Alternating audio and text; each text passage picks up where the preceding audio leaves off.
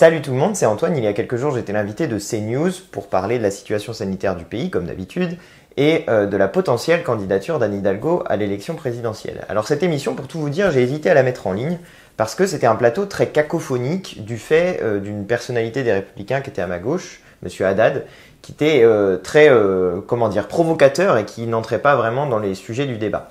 Je la mets quand même en ligne, j'ai coupé plein de passages qui étaient très très longs dans lesquels il y avait Darmanin qui s'exprimait, il y avait des conférences de presse à Marseille, bref, l'émission à la fin durait longtemps pour très peu de prise de parole, donc j'ai essayé de le condenser sur les différentes choses que j'ai pu dire. Je vous laisse regarder ça et puis je vous retrouve comme toujours à la fin. Le ministre de l'Intérieur en déplacement à Châteauroux qui a prévu de s'exprimer sur cette situation à Marseille au lendemain d'un carnaval qui a réuni 6500 personnes sans geste barrière. Jonas Haddad, qu'en déduire de cette situation là aussi extrêmement saugrenue, 6500 personnes sans masque, sans distanciation sociale et des élus qui semblent totalement dépassés par cette situation? Oui, dépassé, mais en fait, ce n'est pas très étonnant. Il cumule en fait tout ce qui est aujourd'hui une partie du gauchisme municipal. Absence d'autorité. C'est-à-dire qu'en gros, on dit... on utilise vous allez faire réagir. On utilise des termes, oui, parce que c'est toujours la même chose. On utilise des termes comme stigmatiser, responsabiliser, alors qu'effectivement, la question leur a été posée. Est-ce que vous n'auriez pas pu disperser cette manifestation qui était gravissime pour notre santé et qui met en danger la santé de certaines personnes? On a eu beaucoup de blabla en tant que tel. Deuxième travers du gauchisme municipal, on demande des moyens plutôt que de demander des réponses. On est toujours là en train de demander des moyens, alors qu'en fait, il aurait été assez clair de dire qu'en réalité, on aurait dû disperser la foule en amont. Et une sorte d'inexpérience et d'impréparation en disant qu'après le carnaval, on ne sait toujours pas qui est l'organisateur et les responsables de cette manifestation. Et en fait, je pense que progressivement, nos téléspectateurs s'aperçoivent qu'un certain nombre de personnes qui sont venues en responsabilité dans un certain nombre de grandes villes de France, là on parle de la deuxième ville de France, sont non seulement impréparées, mais sont plutôt baignés d'idéologie plutôt que d'efficacité. Et on le voit bien ici, on a entendu les traditionnels mots de stigmatisation, d'appel à la responsabilité, alors qu'en réalité il y a une manifestation qui est interdite sur la voie publique, et l'autorité de l'État et du maire, qui je rappelle est officier de police judiciaire, c'est de disperser cette manifestation. Point. Antoine Léaumont, orateur de la France Insoumise, c'est la faute au gauchisme municipal, comme le dit Jonas Haddad? Je vais répondre sur le gauchisme municipal parce que vous êtes hors de propos, vu que c'est une manifestation qui était effectivement interdite, mais par la préfecture de police, et la préfecture c'est l'État, et si cette manifestation est interdite, c'est le rôle de l'État. Je parle de la réponse des élus. C'est le rôle de l'État de disperser la manifestation. Oui, mais les élus sont ça. Interrogés dans une conférence de presse, ils répondent aux questions qui leur sont posées. Mais là, si on prend strictement la réponse qui est gênante. les rôles, mais par ailleurs, on pourrait en parler. Pourquoi interdire cette manifestation? Il aurait peut-être été plus intelligent, étant donné que les gens avaient l'intention d'y aller de toute façon, de l'autoriser et d'accompagner les gens, de faire en sorte qu'ils respectent les gestes. Quand on voit ces images, Antoine Léaumont, est-ce qu'il ne fallait pas intervenir au moment où a lieu cette manifestation? Je pense qu'on est à côté du débat, en fait. S'il y a un débat qui porte sur la santé publique à Marseille, c'est la fermeture de l'hôpital Sainte-Marguerite. Les soignants, il est en train d'être fermé et d'être vendu à la découpe. Voilà, c'est pas quel rapport? Quel rapport? On m'a posé la question là-dessus, vous auriez fait quoi? Je vous dis, les soignants vous disent qu'en 15 jours, ils sont capables de rouvrir des centres de réanimation. On en manque. Quel rapport avec le carnaval? On va pouvoir parler, Antoine Léaumont, des problématiques de l'hôpital, mais là on parle du carnaval, 6500 personnes sans masque. Pourquoi c'est un problème si jamais les gens se contaminent? Vous ne faites pas le gauchisme municipal, c'est le gauchisme national. Il y a une logique dans ce que monsieur est en train de dire. Oui, je suis en train de vous répondre qu'il y a un besoin en matière de santé publique, de réouverture de lits d'hôpitaux, et qu'un des problèmes qui font qu'on ne peut pas se rendre librement dans la rue et sans masque si on le souhaitait, c'est qu'on manque de lits d'hôpitaux aussi. Par ailleurs, sur un autre point, moi dans les images que j'ai vues, je vois pas des gens sans masque, je vois des gens dont beaucoup ont des masques. Certains n'en ont pas. Et effectivement, il faut rappeler aux gens, le dire à chaque fois, etc.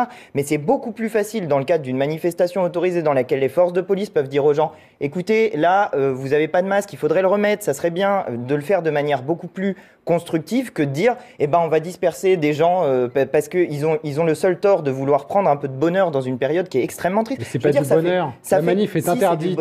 C'est pas du bonheur. C'est quoi leur bonheur? Précisément. Leur bonheur, c'est de disperser un virus quand c'est interdit? Non, être dehors. Quel formidable bonheur. Être dehors avec des gens qu'on apprécie, c'est du bonheur. Peut-être que l'humanité n'est pas quelque chose qui vous intéresse. Vous avez le monopole de l'humanité. Non, je ne dis pas ça. Mais si vous n'êtes pas capable de comprendre qu'au bout de 1 an, de crise sanitaire. Les gens ont besoin de se voir, ont besoin d'être dehors. On peut se voir. Ils étaient peut-être très heureux. Excusez-moi, c'est pas très heureux. C'est pas très heureux de se voir si dans quelques semaines on a eu un cluster à cause de ça. On regardera dans quelques semaines. Donc vous êtes formidable, vous prenez le risque de contaminer des milliers de gens. Moi je voudrais pour donner un peu de bonheur. Non, c'est pas ça que je vous dis. Je vous dis que dehors il y a moins de risque de contamination qu'à l'intérieur. Mais par ailleurs, je voudrais revenir pas en extérieur. Je voudrais revenir sur quelque chose dont on parlait au début, qui est la communication du gouvernement. Moi, j'ai l'impression, à force, que finalement, c'est pas de la cacophonie, c'est voulu. Monsieur Macron nous parle de vouloir faire la stratégie du bol d'air. Moi, j'ai l'impression qu'il fait volontairement la stratégie du bordel pour qu'on parle d'autre chose en permanence et qu'on évite de s'interroger sur la question des vaccins, la manière dont il gère cette crise sanitaire. On va en parler dans quelques minutes. On va s'interrompre. Alors, évidemment, le ministre a bien pris la peine de préciser qu'il faut éviter d'être agglutinés les uns sur les autres. Mais vous savez, cette situation qu'on a vue à Marseille ces dernières heures, elle était un petit peu passée sous les radars. On a eu à peu près la même chose en Martinique il y a un mois à peu près, pendant la période du carnaval, avec énormément de personnes en extérieur, en pleine nuit, sans masque, tous les uns contre les autres. Bon, Dieu merci, il n'y a pas eu visiblement de cluster, mais la situation sanitaire n'est pas exactement la même en Martinique que sur le territoire métropolitain. Donc oui, il faut encore être vigilant, il faut encore faire attention. Quand on est dans une situation de pandémie, il faut savoir que les pandémies peuvent durer 2 ans, 3 ans, qu'il y a encore des efforts à demander à l'ensemble de la population. C'est pas pour les embêter. Même si c'est très difficile, c'est très pénible effectivement de ne pas pouvoir sortir à sa guise, de ne pas pouvoir aller au cinéma, de ne pas pouvoir aller danser, de ne pas pouvoir aller au restaurant. Mais il y a encore des efforts à faire. Pourquoi ? Pour éviter tout simplement de surcharger les réanimations. Parce que lorsque les réanimations sont surchargées, il y a des opérations qui sont déprogrammées et nous avons donc un risque de victimes collatérales. Voilà. 0 lit depuis le début de la crise. C'est l'inverse. Et qu'avez-vous fait ? Qu'est-ce qu'il a été fait ? Qu'est-ce qu'il a été fait ? Forcément, ça vous dérange. Les décisions que vous aviez prises il y a quelques années, on en paye aujourd'hui les conséquences. Madame, j'ai pris aucune décision. Il y a une pandémie. Ça n'était pas vous, bien évidemment. Il y a une pandémie. Ça n'est pas de ma responsabilité à titre personnel non plus, puisque ce n'est pas la vôtre. En fait, c'est la responsabilité. Je suis en train de vous expliquer que les décisions qui ont été prises il y a quelques années, on en voit les conséquences aujourd'hui. J'ai la déclaration là sous les yeux. Décembre, Olivier Véran. Nous créerons budget pour la sécurité. Ça, c'est votre responsabilité. Nous créerons, dans le cadre de l'épidémie de Covid-19, 15 000 lits de réanimation. Mais vous savez très bien que lorsqu'on doit mettre... Zéro. On va ouvrir des lits. Vous ouvrez des lits et il faut le personnel. Donc Véran a menti. En décembre, il a menti. Alors pourquoi il a dit ? Quand vous ouvrez des lits, vous le savez parfaitement... Il s'est trompé, alors peut-être qu'il n'a pas menti, il s'est juste trompé. Alors, on peut peut-être faire le procès Olivier Véran d'avoir annoncé des chiffres trop optimistes. Il y a eu en réalité, Jonas Haddad, des lits créés de manière éphémère lors de la première vague. Et la vraie responsabilité du gouvernement, je m'adresse à tous les quatre, c'est peut-être de former du personnel. Parce qu'il y a le lit, mais on n'a pas formé assez de personnel. Structurellement, mais pas de façon durable, les lits n'ont pas été faits. Il faut former les personnels.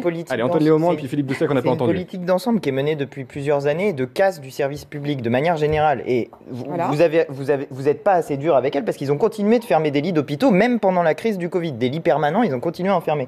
Mais votre gouvernement a aussi fermé des lits d'hôpitaux. Mais c'est pas une question.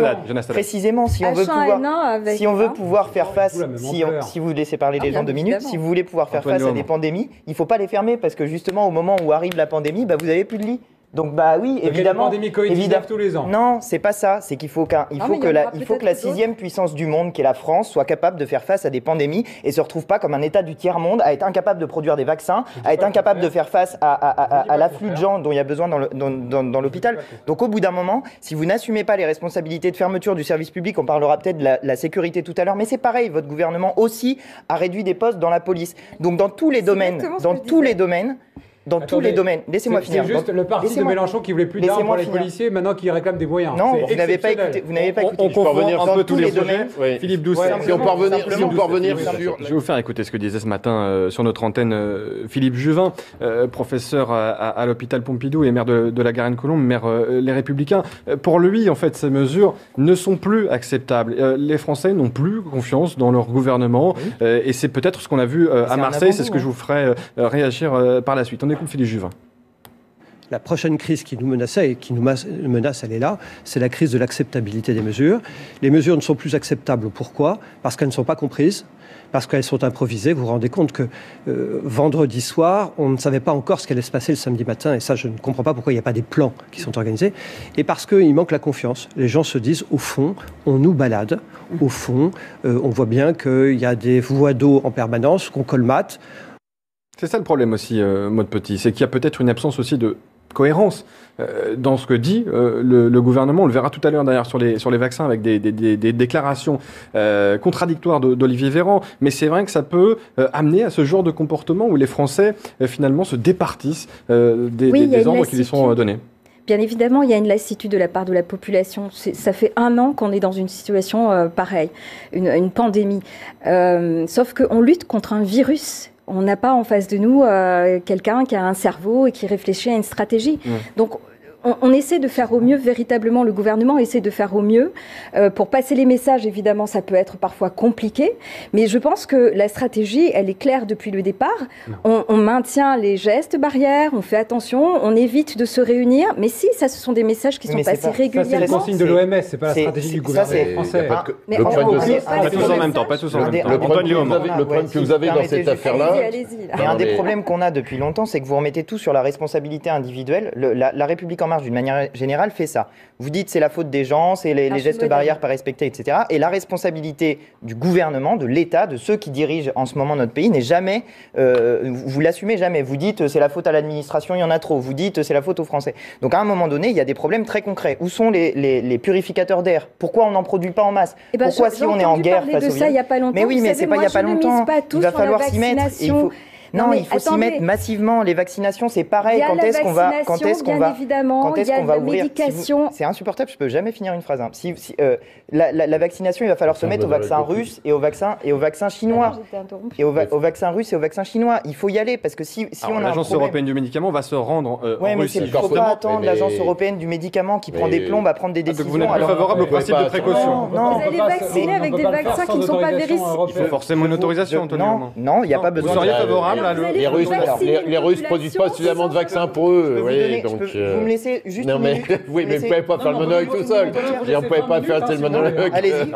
Antoine Léaumont, laissez Antoine Léaumont terminer son explication. En 30 secondes, extrêmement simplement. En novembre, les Russes nous ont demandé si nous étions d'accord pour produire le vaccin. Nous avons envoyé, nous, les Français, votre gouvernement, des chercheurs français pour savoir s'il était oui ou non efficace. Ils nous ont répondu quoi ? Oui à 92%. Le gouvernement a mis ensuite 5 mois pour dire quoi à la Russie ? Non, nous n'allons pas produire votre vaccin. Alors si on envoie des chercheurs français, pas moi, pas vous, pas les gens sur ce plateau, des chercheurs français, pour nous dire si ce vaccin était... Écoutez, si c'est ce qui est... Si, je suis désolé, on est capable... Mais oui, on est capable de faire des choses sans l'Union européenne. Il va falloir vous y remettre. On faisait beaucoup de choses. Jonas Haddad, Antoine Léaumont vous a entendu. Sans l'Union européenne avant. Vous nous aviez promis 30 secondes, on vous a donné 40. Jonas Haddad, on a du temps. Vous avez un excellent maître en rhétorique, mais aussi en mauvaise foi, qui est Jean-Luc Mélenchon, puisque vous confondez l'Union européenne et une autorité européenne du médicament. Oui. C'est-à-dire que vous dites que l'autorité européenne du médicament sont des experts indépendants qui ont vocation à analyser d'un point de vue médical la validité. Dans le cadre de quoi, ça s'appelle une autorité indépendante. Ah oui. Donc par exemple vous. Ah oui. Donc par exemple si un hôpital, ça dépend de l'État. Mais arrêtez de dire n'importe quoi. Mais là vous êtes en train de dire n'importe quoi. Vous êtes en train de dire n'importe quoi pour valoriser le gouvernement russe. Je connais votre russolatrie nostalgique de l'URSS. Mais moi aussi j'en veux. Mais j'ai toujours dit la même chose. Simplement. Allez, en 20 secondes, Jonas Haddad, après on écoutera Thierry Breton. On peut être d'accord avec vous sur la nécessité d'aller utiliser toutes les options vaccinales. Et je le suis. Vous voyez finalement. Simplement, je ne veux pas être... Laissez-moi terminer. Je ne veux pas être obnubilé par mon idéologie en disant « Ah, mais l'Union européenne, on s'en passera ». Non. C'est-à-dire qu'on peut être pour l'efficacité, mais pas pour le n'importe quoi en disant « On s'en fout des autorisations ». Parce que si jamais on a vu si jamais on a vu la même chose que ce qu'on a eu sur AstraZeneca, sur Sputnik, vous pouvez faire des grands gestes, hein, ça ne changera rien. Mais si on a eu la même chose que ce qu'on a eu sur Sputnik avec AstraZeneca, personne... Mais non, vous ne l'êtes pas, vous êtes idéologique, monsieur. Et c'est ça le problème de la France. Finissez, Jonas Haddad. Désolé, mais on va vous couper parce qu'on va écouter Gérald Darmanin, je vous le promettais depuis tout à l'heure. On va aller à Château, on écoute le ministre de l'Intérieur. C'est ma ville, alors je lui répondrai directement. Et monsieur le ministre, ce week-end, c'était aussi le flou pour des millions de Français avec cette histoire d'attestation. Comment expliquer ce cafouillage ? Moi, je suis venu à Châteauroux pour parler de la police nationale. Voilà la première réaction de Gérald Darmanin, le ministre de l'Intérieur dans votre ville, visiblement, à Châteauroux. Il se rendra ensuite à Tours pour évidemment réagir à ce qui s'est passé à Marseille hier. Gérald Darmanin qui demande à la préfète d'interpeller, en tout cas d'identifier les organisateurs de cette manifestation, de ce carnaval. Vous voulez réagir? Moi, je veux réagir sur la sécurité, justement, puisque M. Darmanin est à Châteauroux. Il est en ce moment devant la cité administrative, où il y a à la fois le commissariat de police et la DDAF, enfin les services de l'État. Le gouvernement qu'il soutenait en 2007, le gouvernement de M. Sarkozy, est responsable de la situation désastreuse de la sécurité dans l'Inde, puisqu'ils ont divisé par deux... Vous opposez vos thèmes locaux, là, on parle de la sécurité dans l'Inde. On était sur le carnaval de Marseille. C'est des thèmes nationaux. Ils ont divisé par deux les effectifs de police dans le département. Vous avez remarqué que c'est pas nos thèmes aujourd'hui, on était sur le carnaval non, mais je suis d'accord, mais il dit qu'il veut parler de sécurité, il va chez moi et il en parle pour dire n'importe quoi. La prochaine fois, vous irez chez vous à Châteauroux interpeller le ministre de l'Intérieur. Sur le thème qui nous occupe, c'est typique, en fait. Ils se jettent la responsabilité les uns aux autres et on ne parle pas du sujet qui va arriver. C'est que effectivement, il y a de moins en moins de respect de ces consignes de sécurité. Mais là, ce qui s'est passé à Marseille, c'est que le début. Ça va être de pire en pire. Si M. Darmanin pense qu'il suffit à la fin, envoyer la police pour régler le problème, ça ne réglera pas le problème. Et on en reparle dans quelques minutes parce qu'on part une nouvelle fois en pause, mais on se retrouve de retour sur le plateau de 90 minutes info. Merci d'être avec nous sur CNews à moins d'un an de l'élection présidentielle. Les appétits s'aiguisent, notamment chez Anne Hidalgo, la maire de Paris, qui était l'invitée du grand rendez-vous européen Les Échos CNews hier et qui fait de plus en plus acte de candidature sans jamais, évidemment, le dire. Mais elle porte un projet. Écoutez Anne Hidalgo et on a débat ensuite. Pose les fondements d'un mouvement qui veut rassembler et faire des propositions aux Français, avec les Français. Et vous savez, je tire ça de mon expérience aussi. Je suis maire depuis 2014. J'ai une équipe qui est à la fois composée de personnalités qui viennent de la société civile, mais aussi tous les partis politiques. D'ailleurs, mes adjoints, qu'ils soient verts, communistes, socialistes ou société civile, font un boulot extraordinaire. Quand on est dans le concret, dans des projets, on dépasse les difficultés et les clivages. Et je veux donner ça aussi à voir, parce que ça n'existe pas simplement à Paris, mais partout en France. Vous parlez... Philippe Doucet, je m'adresse naturellement à vous. Vous êtes membre du Conseil national du Parti socialiste. Anne Hidalgo, elle porte un projet, elle veut créer un mouvement. Pourquoi on ne la désigne pas tout de suite au Parti socialiste? Vous voyez d'autres candidats qui peuvent émerger d'ici là? On ne la désigne pas tout de suite parce qu'elle n'a pas dit qu'elle était candidate. Voilà, d'abord, je pense que c'est pas la période. Tant qu'on ne sera pas sorti de la Covid, ça me paraît compliqué. La question présidentielle, c'est une question à l'automne. Anne Hidalgo a dit qu'elle donnerait sa position, je pense, à la fin de l'été, au mois de septembre. Le sujet, qu'elle a envie, a fait des pas, elle avance, elle rencontre des élus sur le terrain, elle a mis en place une plateforme pour récupérer un certain nombre d'idées, pour échanger. Elle est candidate à la candidature. Elle est candidate à la candidature? Non, parce que je pense que si elle a été candidate à la candidature, elle le dirait. Donc pour le moment, je pense qu'elle met le pied dans l'eau pour voir quelle est la température, avec une difficulté majeure qui concerne toute la gauche et les écologistes, c'est... Aujourd'hui, si on veut qu'il puisse y avoir une dynamique, il faut qu'il y ait un rassemblement. Sans rassemblement, comme on est en train de le voir dans un certain nombre d'endroits sur les régionales, à la fin, la gauche, dans toutes ses composantes, fera un tour de piste au premier tour et se fera éliminer au soir du premier tour. Donc la question, c'est la question de la dynamique de rassemblement qui se met en place. Pour le moment, c'est compliqué avec les écologistes, c'est encore plus compliqué avec la France insoumise, mais l'électorat a envie du rassemblement. Après, est-ce que les forces politiques sont capables de dépasser leur logique de parti, leur logique personnelle? On va poser la question à votre collègue en face. Je suis désolé, Antoine Léaumont. Je pense que c'est pas des logos qu'il faut rassembler, il faut rassembler sur des idées. Nous, elle y arrive à Paris, Hidalgo. Là, elle nous parle de concrets positions, les Français rassemblés, etc. J'entends pas de propositions. Ce qu'il faut faire, c'est rassembler autour de grandes mesures, avec la 6ème République, la planification écologique, l'augmentation du... Vous ne faites pas votre programme. Bah si, je suis désolé. Et ça, c'est ce que... Le sujet de la France insoumise, c'est en gros, vous dites tout ça, il faut se mettre derrière Jean-Luc Mélenchon, parce qu'on est les meilleurs. Non, c'est pas ça. On voit bien les difficultés. Excusez-moi, on voit bien la difficulté. Excusez-moi, il y a quand même près de 200... Il y a près de 230 000 personnes qui ont signé sur la plateforme noussommepour.fr de Jean-Luc Mélenchon, qu'il a donc lancé pour sa candidature à l'élection présidentielle. Vous voulez rassembler des gens, vous en avez déjà 230 000 qui sont sur cette plateforme. Donc, moi, je pense, mais par ailleurs, je pense que la candidature d'Anne Hidalgo, de Yannick Jadot, de tout ce que vous voulez, est légitime. Ce qu'il faut faire, c'est être capable de rassembler autour d'un programme, autour d'idées. Et la candidature d'Anne Hidalgo, elle a le droit de la défendre. Elle est soutenue déjà par Manuel Valls, donc on a un peu l'impression que c'est le retour de l'équipe Hollande. On va écouter ce que disait l'ancien Premier ministre Antoine Léaumont, parce que c'est pas tout à fait ça. Il ne soutient pas Anne Hidalgo. On va écouter ce qu'il disait ce matin sur France Inter, l'ancien Premier ministre Manuel Valls. Je trouve intéressante la démarche d'Anne Hidalgo autour de la République et de la démocratie, de la défense de ces deux grands concepts, de la transition écologique. J'évoque aussi ces questions dans votre amour de la nature. Oui, dans le rapport notamment à Chamonix, au réchauffement climatique, à ce que nous avons fait au pouvoir et à ce qui anime notamment la jeunesse, et puis évidemment la justice sociale. Et comme elle est très claire, Anne Hidalgo, sur cette question de la République et la laïcité, cette démarche notamment à travers les maires, et c'est une démarche intéressante. Absolument pas. Est-ce que c'est le baiser du diable, Jonas Haddad, Manuel Valls, qui soutient une possible candidature d'Anne Hidalgo, en tout cas qui trouve son prochain intéressant? Écoutez, les baisers du diable, je dirais pas ça, mais moi que Anne Hidalgo y aille, ce serait génial. Elle est aujourd'hui sondée à 6%. Elle dit qu'elle veut appliquer à la France ce qu'elle a appliqué à Paris. Dans Paris, toutes les familles sont en train de fuir. Il y a des écoles il y a des écoles qui sont en train de fermer parce qu'il n'y a plus de familles dans cette ville. La ville est défigurée par un certain nombre de travaux. Et j'en profite aussi parce que je parle beaucoup avec eux. Elle n'a toujours pas répondu à ceux qui ont subi l'accident horrible de la rue de Trévise, dans lequel elle est mise en examen avec sa mairie pour homicide involontaire. Donc si elle veut plaquer sur la France ce qu'elle est en train de faire à Paris, le cauchemar de ceux qui vivent ça à Paris, ce serait génial. Deuxièmement, concernant la conversion récente de Madame Hidalgo au républicanisme et à la vision républicaine des choses, c'est assez récemment qu'elle a pris ce pas, parce que ça ne l'a pas dérangé d'être alliée avec les écologistes et avec les communistes pour gagner. Et dès qu'elle a été élue, non, c'est vrai qu'ils ne sont pas très républicains en ce moment.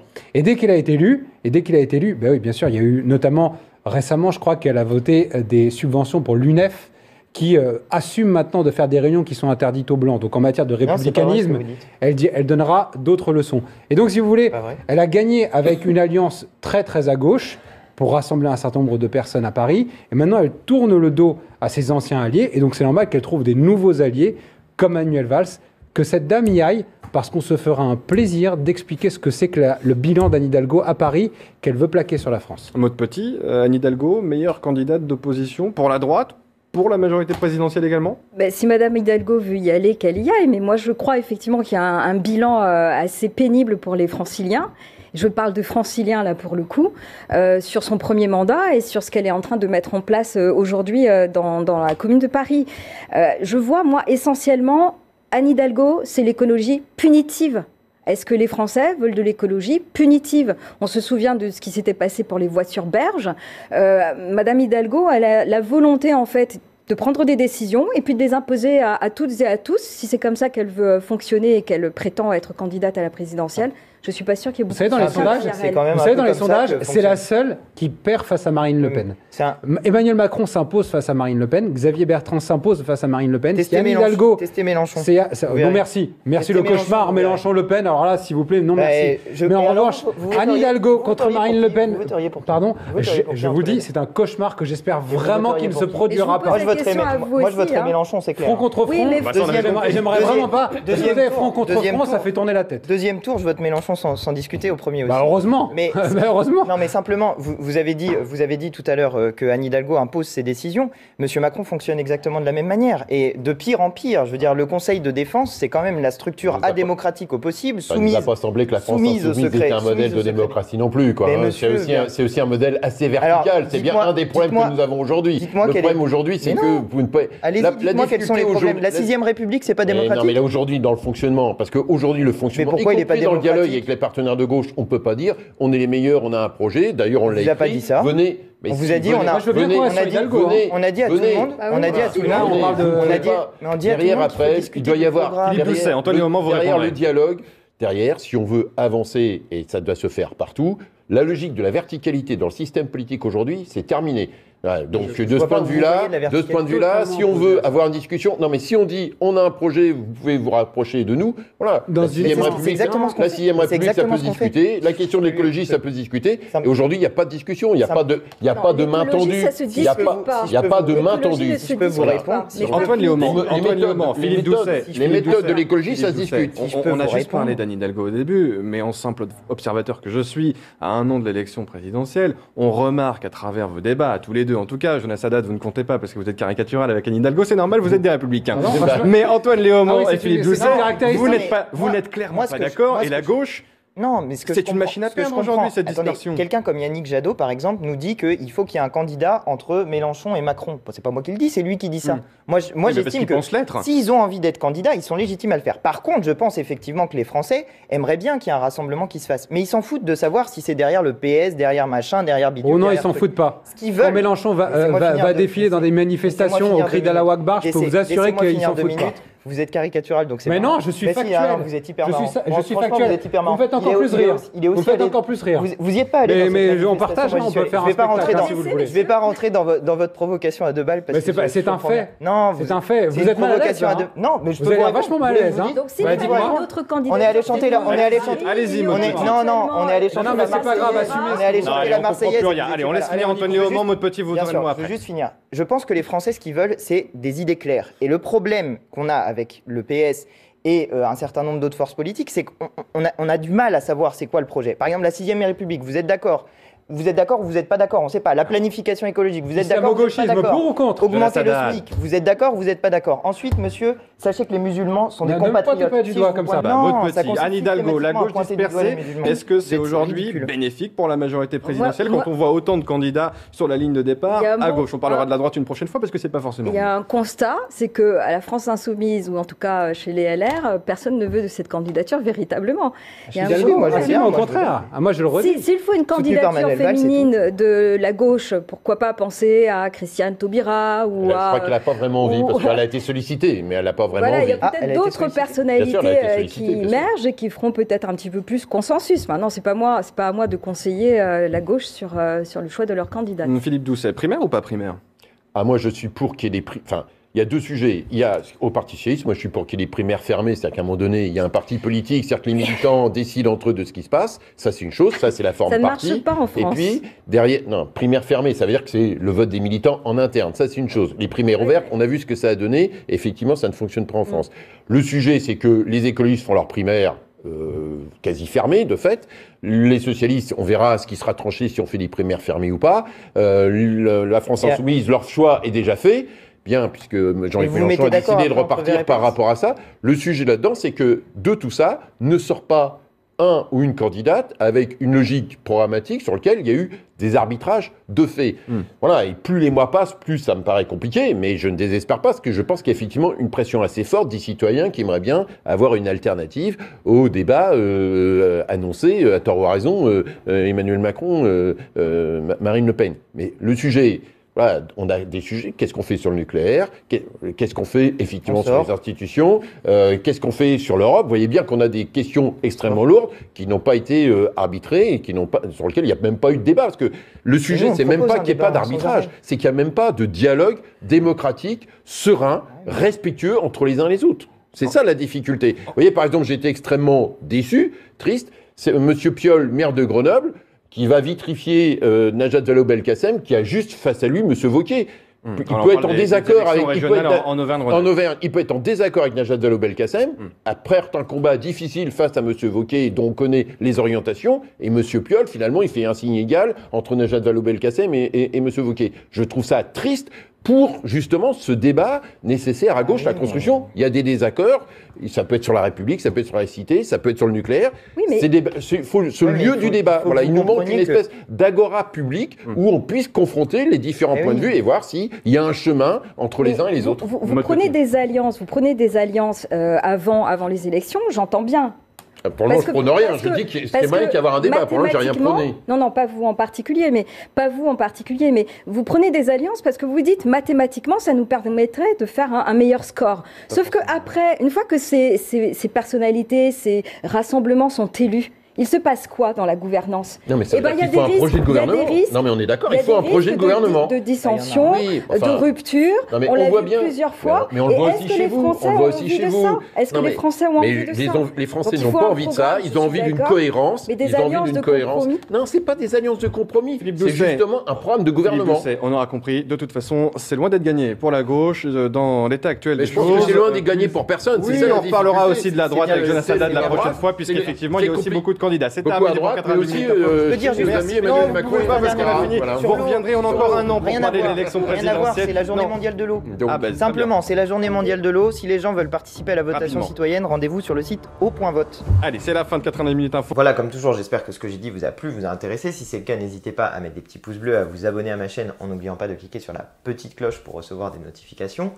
Vous avez vu, c'était un plateau vraiment cacophonique. Je sais que vous n'aimez pas ça. Je sais que c'est le genre de choses que vous n'appréciez pas, et moi non plus d'ailleurs. Mais voilà, je préférais quand même que ça soit en ligne pour que vous puissiez y avoir accès. N'hésitez pas à me dire dans les commentaires de la vidéo ce que vous en pensez, ce que vous en avez pensé. Je vous assure que je vous ai enlevé les passages les plus longs et les plus ennuyeux en réalité de cette émission. Et voilà, j'espère que ça vous a plu. Et en attendant, je vous dis à très bientôt pour de nouvelles vidéos. Allez, salut!